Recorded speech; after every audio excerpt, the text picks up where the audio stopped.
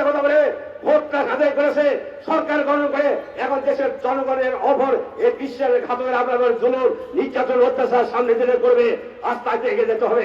এই জন্য প্রিয় ভাইয়েরাই লজ্জা থাকুক আর দুঃখই থাকুক, সবগুলোকে বাধা দিয়ে এই ময়দানে আপনাকে নামতে হবে, বাংলাদেশকে হেফাজত করতে হবে।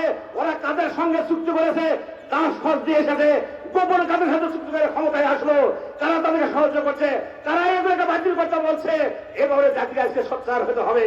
আপনারা আমরা সবাই মিলে যদি ঐক্যবদ্ধ হয়ে যাই, আমরা ময়দানে আর থাকতে চাই না। আমরা সরকারকে বলতে এখন নতুন বোধদায় শুরু হোক এবং এইগুলো সবগুলোকে বিল আকারে পাশ করা হোক।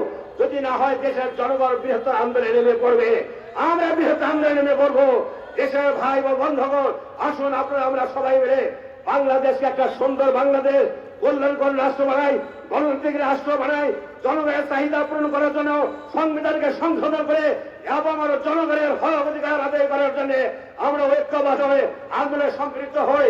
আপনাদের কাছে আজকে প্রাথম ভাই আহ্বান জানাই, আপনারা মেহরবানি করে সতর্ক থাকেন। অন্যায় অফিসার জুলুমের বিরুদ্ধে লড়েছে, স্বৈরাচারের বিদায় হয়েছে।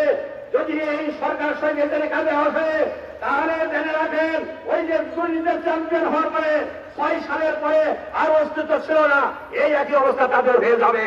আজকে আপনারা আসুন, সবাই মিলে আমরা এই সরকারের বিরুদ্ধে গণ আন্দোলন শুরু করার জন্য আমরা আজকে আপনারা আহ্বান করছি। আপনারা সবাই সেখানে সহযোগিতা করেন, আমাদের আহ্বানে সাড়া দেন।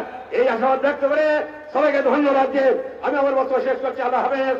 বাংলাদেশ জিন্দাবাদ। আসসালামু আলাইকুম ওয়া রাহমাতুল্লাহি ওয়া বারাকাতুহু।